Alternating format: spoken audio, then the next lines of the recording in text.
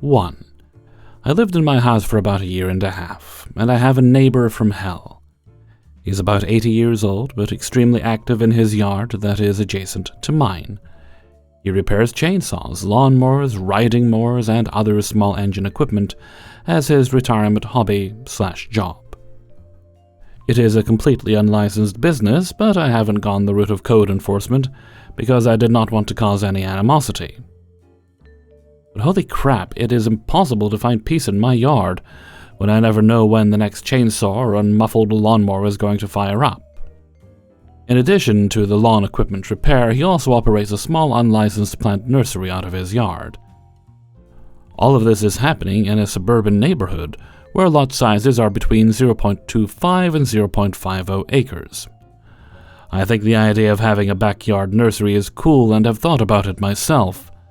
But the problem is that the nursery's sprinklers have completely rotted a 20-foot section of my relatively new wood fence, and the wood siding on a relatively new shed that the previous owners put up.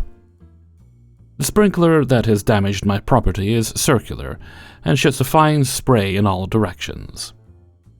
I have previously tried asking him about the damage, and I have resorted to putting up a tarp to try and block the spray, as well as some plastic sheeting on the side of the fence that gets hit. The tarp and plastic sheets are temporary solutions because they break down pretty quickly in the sun and get completely ripped around by the wind. I'm in Florida. I decided to try talking to him again today with my wife to see if he could do something to stop the water from hitting and damaging my property. The conversation started out like all the others I've had with him, friendly, cordial, and without any obvious tension. Like he had said before, he told me he would do something about the sprinkler, but this time I was not wanting to let him keep taking advantage of my patience with his inaction, so I stood firm, but polite on my insistence that I do not want the sprinklers hitting my property anymore. I was calm and collected, without showing any anger or aggressiveness in the slightest. I suggested he maybe could cut a 5-gallon bucket in half and we could put it on one side of the sprinkler to deflect it from hitting my property. His backyard is an absolute mess, so I knew the aesthetics of this would not be of concern. This is when he proceeded to escalate from 0 to 150. He tells me that all I do is come over to bitch and that I need to get off his effing property. I'm only a couple of feet on the property from the boundary of my city property, but I backed up a bit and tried to reiterate that I just want the damage to my property to stop. He was working on some equipment at the time and happened to have a crowbar in his hand. He comes up to me and touches it to my face, "Hey, look, assault," and says he's going to put me on the ground. Death threats, delightful, and shoves me a bit. It was fairly weak because he is so old, but clearly assault. I screwed up because I was still technically on his property by a foot or two, but I did back up off his property. You didn't really screw up when you were there to discuss a legitimate issue that he's been refusing to address.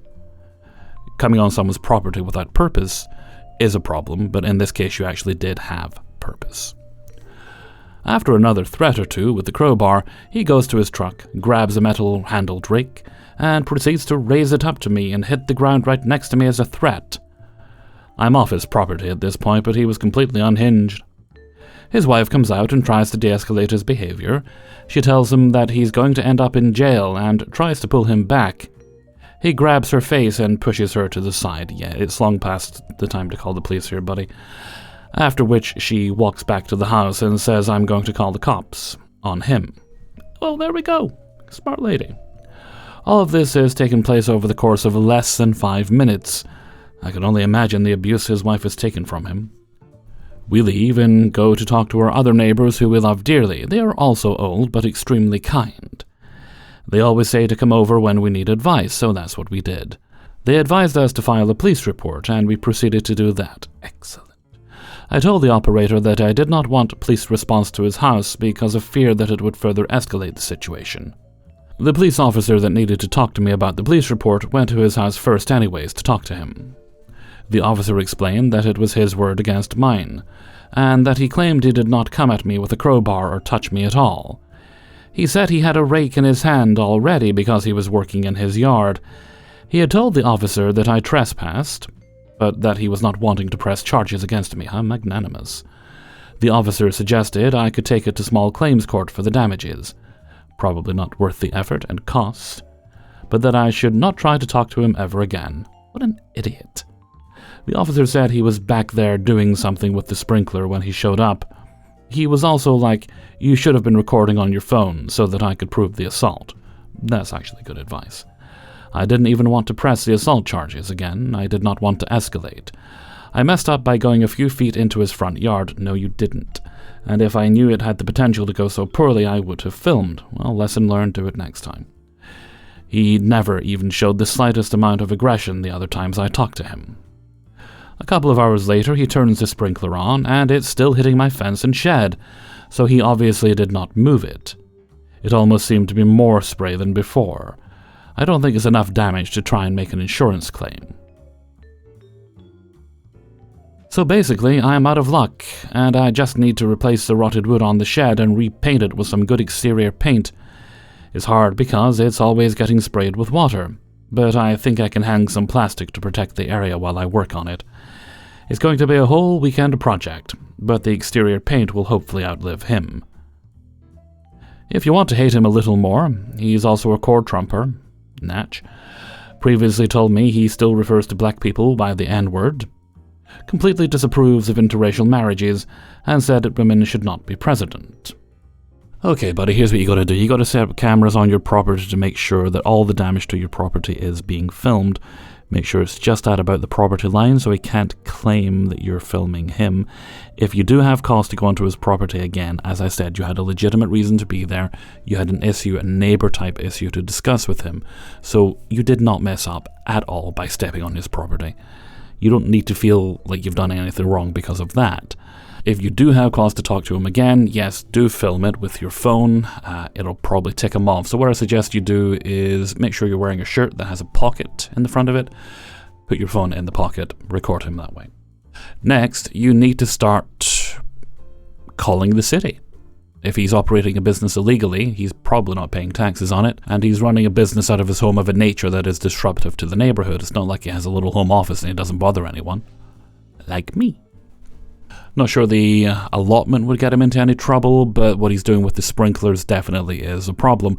So look into small claims court, see if it's maybe viable that he also pays your court costs, because he did cause the problem. The only permanent solution you might have there is if you just take the shed down and replace it with one that's more weatherproof, or you mentioned an interest in gardening yourself, get a greenhouse. They're not super expensive, and made of glass and metal, which is treated to stand up to weather. I feel like you're very concerned with not escalating things further. Well, things are escalated. They're there. That your relationship with your racist joke of a neighbor is completely deteriorated. It will not recover, so you may as well do what you can to make sure you can keep enjoying your property and the things you have paid for on your property, like your shed and your fence, which he is damaging. That would also be something that the cameras that you're definitely going to install will catch. They'll be able to see that the spray is coming repeatedly and consistently from his yard. You have tried to address it in a civilized manner, hence why you were on his property. And he's not willing to address it. And that can work as evidence in your favor. Good luck with it, and let's hope his wife divorces him and he has to move out or something like that. 2. For context, our studio apartments are separated by a single wall and we share a balcony. This is in New Jersey. I'm gonna call this neighbor 7. I woke up at 6:30 a.m. last Friday to the smell of something burning. I decided to check the hallway and saw the neighbors across the hall from 7 had their door wide open. I assumed they had burned their breakfast and were airing out their apartment. Once I got in the shower, my boyfriend swung open the door and said we have to leave as the apartment is on fire and the police are evacuating us. Excellent. As we're waiting outside, we're informed that 7 left her stove on after she had left for work. Her dog was stuck inside the apartment by itself, so the cops had to kick her door down to rescue it. I immediately got angry, as I also have a dog. If this would have happened on a day where he was alone and the fire had gotten bigger, he most likely would have died. I immediately contacted the property manager as this was too dangerous of a mistake to make. She said she would talk to her, as if that has ever helped. For more context, here is a list of things Seven has done in the single year she's lived here. Left her balcony door open all night while not home. Her dog escaped and proceeded to roam the fire escape and bark at our door all night. When confronted by the property manager, she lied and said her dog wasn't home. I took a video of the whole thing and nothing came of it. She should not own a dog. Or any cooking appliances, apparently. Left her water running for over 24 hours when she first moved in. She ended up doing something similar months later, which caused water damage to the 2 apartments below her. She took her beeping smoke detector and put it inside of her grill on the shared balcony. Nobody knew where the sound was coming from, so the fire department was called, and they had to find it themselves. Has thrown multiple parties on the shared balcony. Reminder, we live in studio apartments. She'd have 10+ people at a time being loud in our front door, and we'd hear every single word. Nothing came of our complaints. Decided to start partying on the shared balcony at 5 a.m. on New Year's. I admittedly cursed her and her friends out. Good, as once again they were partying right in front of our door. She leaves her anxious dog home alone for 10+ hours at a time and it barks non-stop. Would leave her laundry in the building's single washing machine for 5+ hours at a time. This building has 12 apartments. Despite me taking video evidence of the party's loud music and non-stop barking, she hasn't been evicted. The property manager always claims they will send her a letter to cease, but it does nothing. This POS lies, even though there is video evidence. The absolute worst part of this is I was told they weren't going to renew her lease, which would have ended February 28th. They clearly renewed it despite all of our complaints against her, and I don't know what to do. She managed to set her apartment on fire exactly 1 week after the renewal. I tried calling animal control about the non-stop barking, but I was told I have to call the cops, although her dog does often bark later than the noise ordinance hours. I was told the cops won't take it seriously if it's before 10 p.m., which is the main time it barks. I feel completely hopeless. I know that as summer gets nearer, she's going to continue to have her parties without consequence on the balcony in front of our door, and having her dog stay home alone barking non-stop. I don't feel I can leave my dog home alone anymore, as I now have to worry that this lady is going to burn the place down. My lease isn't up until November, and even if I could break it, I don't have the funds to do so for another couple of months. I just need to vent and get this off my chest. If anyone has any advice, I would be so greatly appreciated. Again, I live in New Jersey. Hellfreezer's note. Well, it sounds like in a few months you'll have the option to move anyway, unless there's some absolutely wonderful reason that you should stay at that apartment.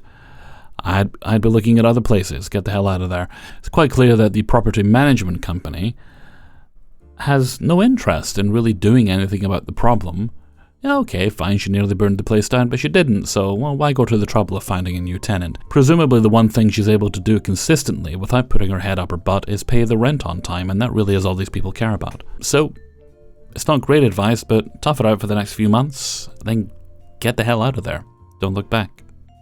There's some really nice places, houses and apartments for rent in Jersey right now. I'm looking on Zillow. Really depends on what your price is. Good luck with it. 2. Okay, I'm kind of at a loss as to what to do here. I need some advice and guidance. So I, 37, just closed on an apartment which my parents were gracious enough to help me get with their credit scores. And I did this to get out of a frankly abusive and toxic living situation with an ex who I had become stuck living with while trying to get funds together to leave. On March 3rd, I officially became the owner of my own studio apartment. Yay, go me! Indeed, go you. And was able to leave and breathe a sigh of relief for the first time in a long time. My ex used to scream at me and get incredibly heated, and by the time I left, was starting to do things that initially felt like they were initial attempts at physical intimidation, like squaring up to me and getting close to my face and the like. Relevant, this is some context that will become clear later. So having been able to relax for the first time in forever, I have been settling in and getting unpacked, and playing that tedious game we have all played at one time or another of, what have I still left at my ex's, and can I have it back please? No dude, I'm not trying to get back together. So Friday afternoon, one of my cats managed to slip out the door as I came back with a coffee, and in the process knocked the cup over when I set it down on the floor of my back stairwell to grab him. I have 2 therapy cats, who are both sweet, affectionate, and quiet little tuxedo goblins and love more than my own life.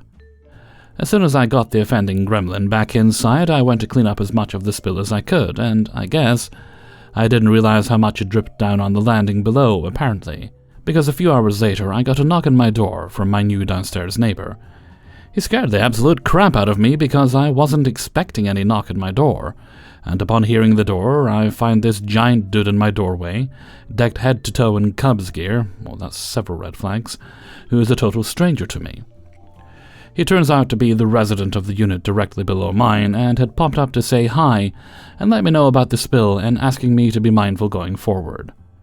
Absolutely mortified, I couldn't apologize enough. We introduced ourselves and talked briefly about the building, a nice quiet little condo association, in a cool older building in a major city with about 100 units, mostly 30s to 50s, and I don't think anybody has kids that I've seen yet, but I could be wrong. And he shared his experiences so far living here. The guy, Brad, says it's a great building and everyone is pretty cool, mentions he's been recovering from a shoulder injury, and just asks me to be careful because, like, being a big city, trash and such can attract rats and pests really quickly. I have lived in apartments all my life, I'm very familiar, and once again apologized profusely, and offered to come clean it up more extensively for him. Like I don't want this guy hurting himself after the surgery he's just had to endure over a spill my cat caused. And he waves me off, saying it's already taken care of, and he's just letting me know.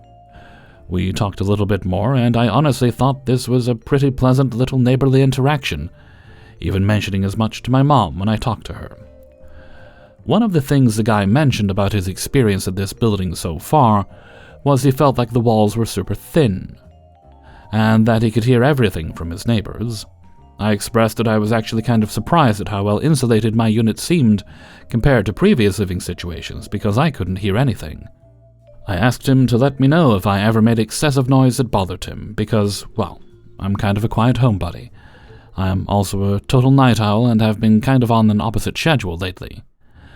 But since that's not a new habit of mine, I have always taken great care to not be loud, such as extremely low volume on TV or headphones, if I'm watching something late at night, and my rinky-dink little computer speakers don't get that loud to begin with.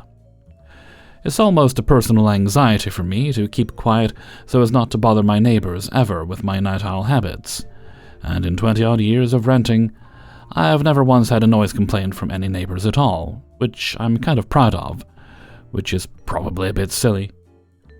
Anyway, Brad also waved this off, saying he could only occasionally hear my cats chase each other, but otherwise he seemed to indicate he hadn't had any problems so far.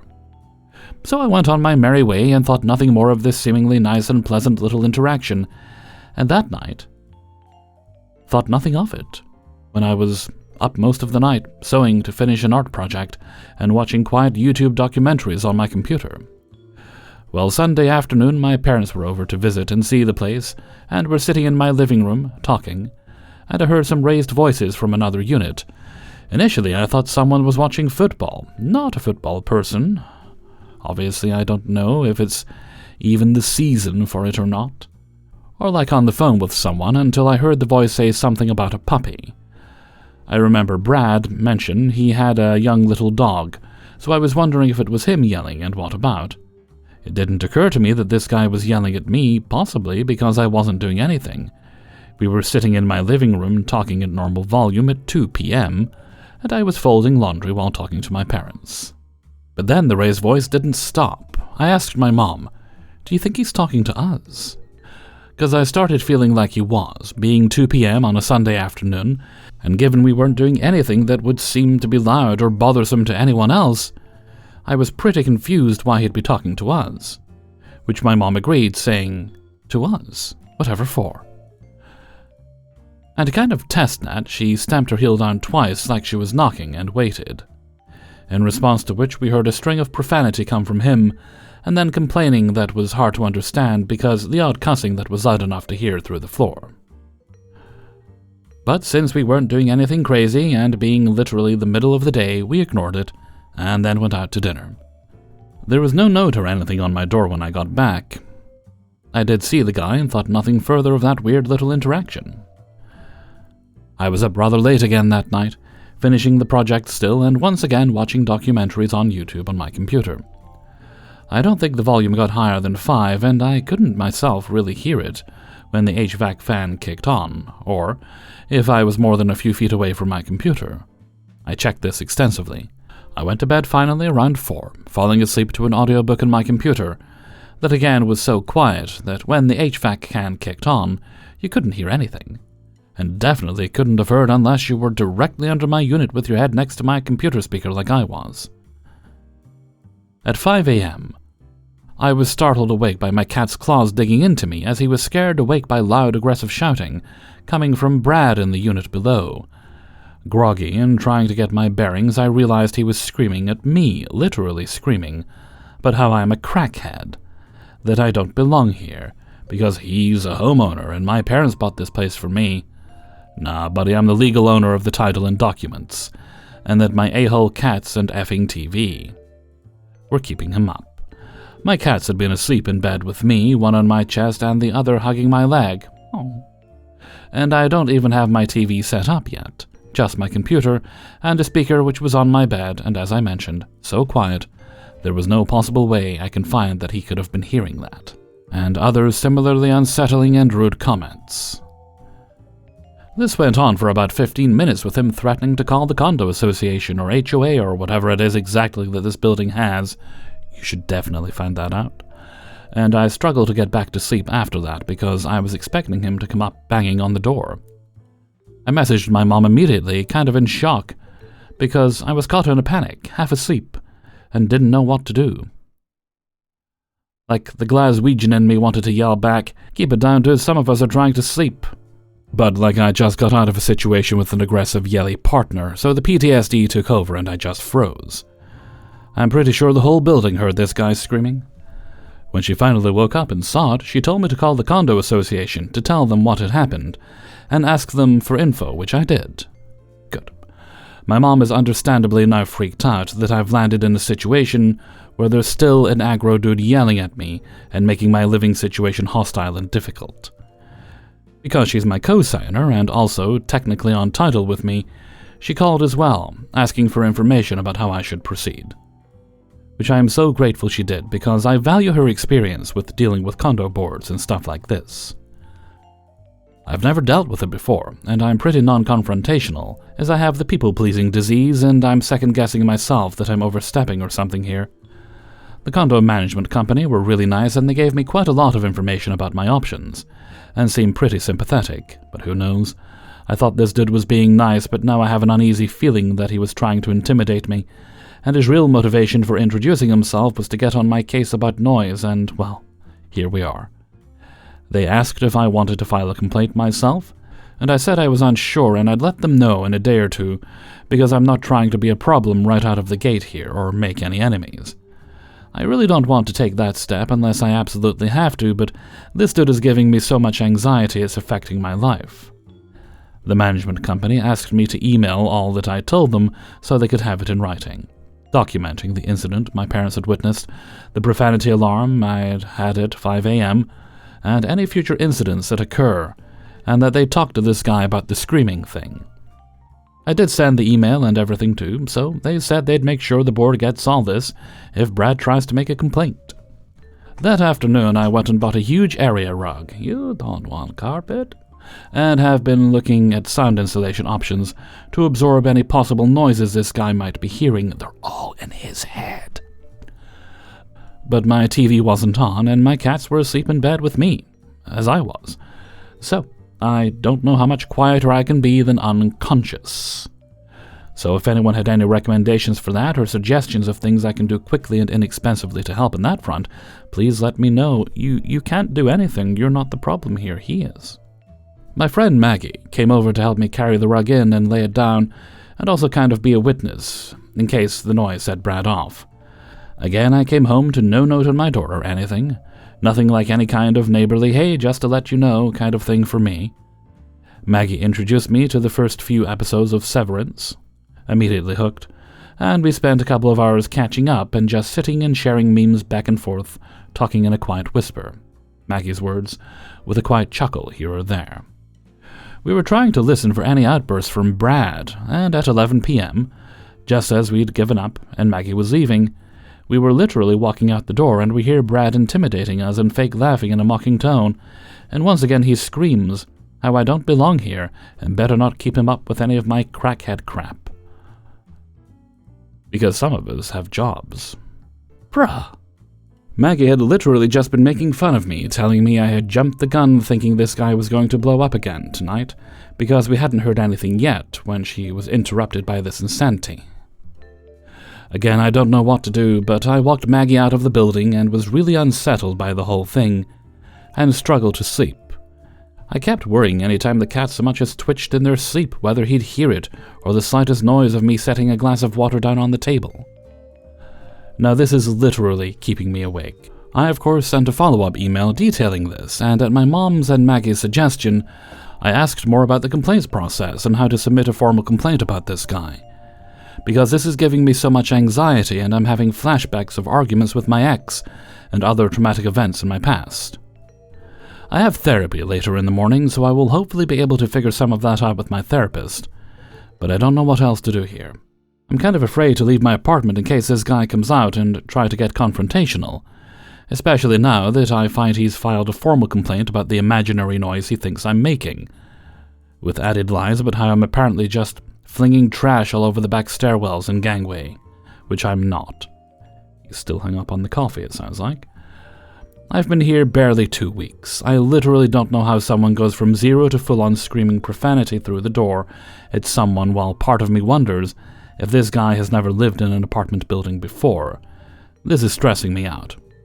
My mom got me Ring doorbells for my front and back door, which I set up immediately. And I've set my cat camera to record constantly in hopes of picking up this guy if he has another outburst.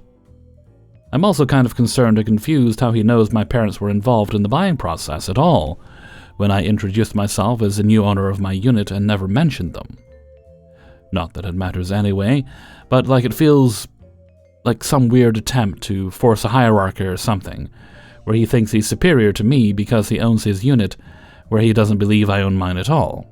And it feels ridiculous forcing a dumb hierarchy anyway, because we both have identical units, exact same size and layout, etc. I've literally never had a noise complaint ever before this, and have always tried to maintain really positive relationships with the people living in my community, and especially with neighbors, and this guy has escalated this quickly in less than 14 days. I haven't slept in this place every night, so unless I'm hosting raves while clog dancing in my sleep, or the cats are doing so, I'm completely at a loss. So, help. Am I in the wrong? Am I missing something? Hellfreezer's note.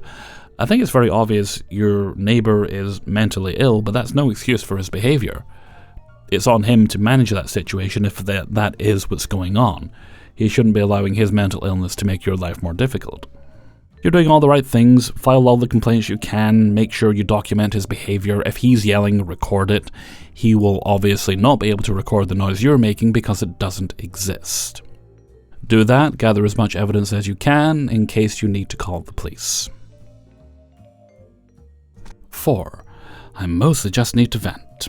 My husband and I, both 31, moved into our current home about 3 years ago. Unlike our previous neighborhood, the neighbors here were more active with each other and introduced themselves to us shortly after we moved. Cue crazy neighbors. Right next to us was a married couple, Bert and Ernie, and their kids. Now, they seemed nice enough, and their kids occasionally mow our lawn for a little spending cash. We would give them excess barbecue when my husband spent the day on the Traeger, etc. After a few months, I would hang out with the wife, Ernie, a bit more regularly. She opened up to me that she was having an affair with the dad of one of her kids' friends. Sheebas. I am immediately uncomfy. I'm not about to yuck someone's yum, but I do not like being caught in the center of a cheating issue. Also, while he was a bit tone-deaf, I thought Bert was all right. Might need some therapy, don't we all? But who doesn't? That's what I said. Over the next 2 years, it was a cycle of her telling me about whatever affair she was having, me telling her to stop having affairs and just leave her husband, and her saying no. She likes strange dick, apparently. Now, for a bit of context. I'm not very socially adept. My husband, however, is one of those people that meets someone and knows immediately if the vibes are off. Throughout this time of Ernie telling me her woes and how awful and narcissistic Bert was, how he was cheating on her too, issues with her mom, and how hard her life was, I felt really bad for Ernie. I empathized, but told her to take a stand and just leave. I would defend her when my husband would tell me she was a bit off and she was withholding stuff. Bert wouldn't say that. We've seen them interact, and it's not the dynamic, etc. Up until recently, I was as supportive as I could be. Now, in the last 6 months, my eyes were opened quite a bit. Ernie finally left Bert and got her own place. Has had about 6 boyfriends, which is whatever. But absolutely freaked out when Bert started seeing someone and filed a restraining order against him based off of something that occurred 12 years prior. Bert knows I'm more familiar with legal things, so asked if I could read the court docs and help him understand what he needs to do or if he should bring texts as evidence. Y'all, when I read these texts, I realized just how bad I am at reading people. Talk about narcissism. Everything she'd ever accused him of is what she was doing. Threatening to keep the kids from him if he didn't pay for gas or stop seeing a girl he was trying to date. Oh my god, and the gaslighting. Again, Bert is not perfect, but I have noted that he openly admits that he has issues to work through. Ernie, on the other hand, can do no wrong, and God forbid you even suggest it. Earlier in the year, Ernie wanted me to essentially take her side and say that she is a better parent. I was pretty honest that I'm very uncomfortable with that, and I'll only get involved if the court makes me. I took the initiative to tell Bert the same thing in case he was considering asking myself or my husband something similar. 3 days later, Ernie had removed me from social media. Honestly, I didn't really notice or care. You do you, boo. However, Ernie reached out, saying that Bert had said all these lies to her about what I was saying about her, and she believed him and only just now realized she should have asked me about it. I responded, yeah, I never said that, but it's all good. Ernie wants to make it up to me now, but I'm not really responding. Honestly, the fact that I'm being reached out to right before their divorce proceedings raised a flag for me. Also, while I'm fine with offering some kind of emotional sounding board for Bert or Ernie, I'm tired of trying to decipher who is the worst of the two. I just want to plant my flowers, sit on my porch listening to 50s music. I really only miss hanging out with the kids since I don't have any, and they were fun to play games and goof off outside with. That's it really, I'm just tired and annoyed. Hellfreezer's note, you need to dump both of these jokers. It certainly sounds like one is way worse than the other, but they're both causing problems for you. Don't let a couple of drama queens pull you into their nonsense, okay? It's happened to me. You're never going to find peace in it. Just pull back, cut them off, live your life. 5. We live on a semi-busy road. We all know each other and we have a great wee community with our neighbors. But there are and will always be a couple of bad eggs that ruin it for everybody. To set the scene. We moved in about 10 years ago and found out we were related to the neighbors on our left, who also have kids of similar age to our kids. The boys all got along like they knew each other their whole lives. Fast forward a couple of weeks. There are extreme arguments next door, there is violence. Cops are called, it is a big ordeal. Something our kids and neither my husband nor I have ever seen or heard before, don't get me wrong. We get rowdy, but not like this. I mean, the kids and I were traumatized, and the Hubs was ready to ring the people who sold us the house to find out if there was a possession, or if this was a normal weekday occurrence. The kids were afraid to socialize with the neighbors. It was eye-opening. These events and plenty more happened regularly, a couple of times a week over the next 10 years. Add in a party randomly, weekends, weekdays, they don't care when. It's usually when the pay goes in, or the wind blows the right way.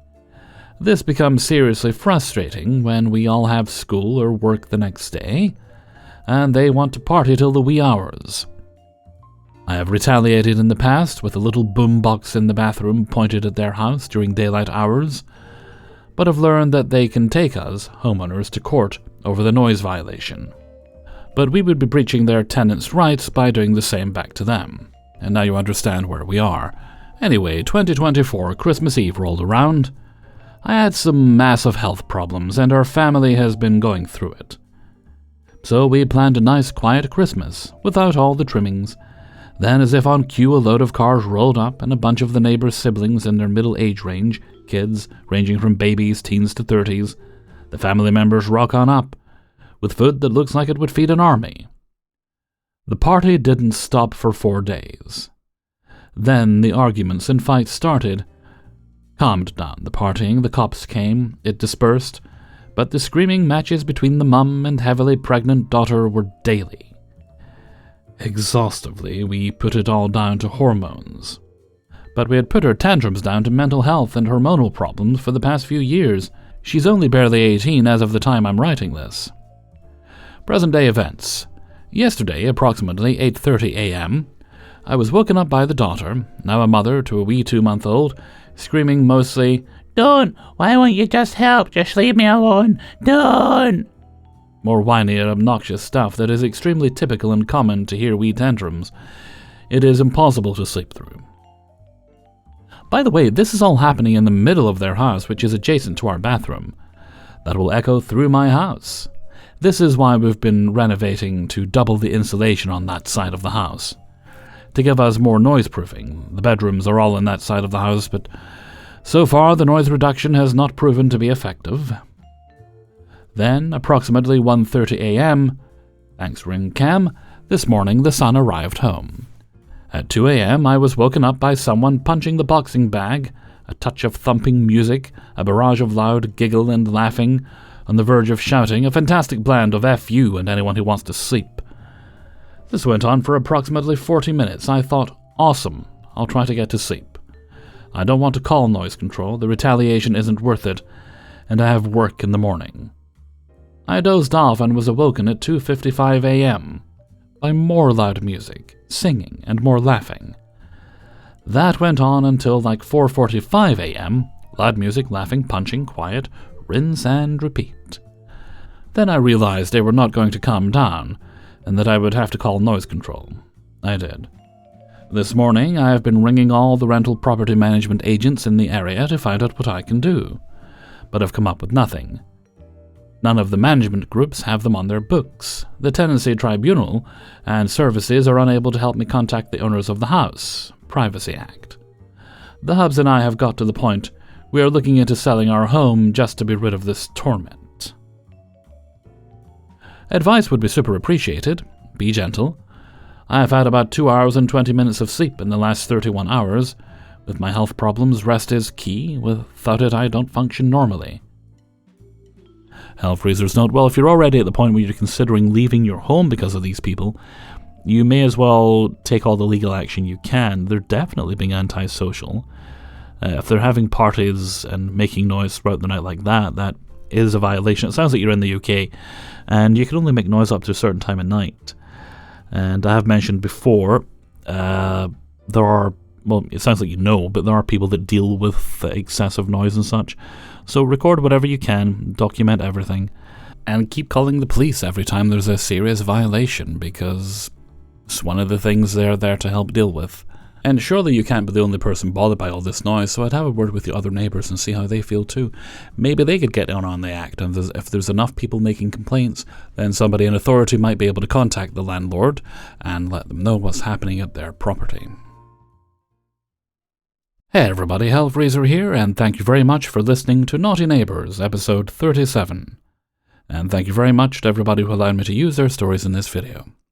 Before you go, please hit the like button and subscribe if you haven't already done so. That does help YouTube recommend the videos to other people. If you'd like to support the channel, you can do so by signing up for my Patreon page, which is linked in the description. As little as $1 a month is super helpful. You'll also find a link to the Hellfreezer merchandise store, and you can leave a tip for this or any other video by clicking on the heart with a $sign underneath the player. Okay, Don't think we've any other bits of business today, so let's move on to Hellfreezer's question of the day. And today's question is, inspired by the fellow with his sprinklers, do you have any piece of garden equipment that you just never use? For example, I have a little sprinkler. It's an old one, and my dad used to use it in the summertime, but I never have. I have bought gardening equipment over the years. I've bought like a new hose and such and things. I needed that for other reasons.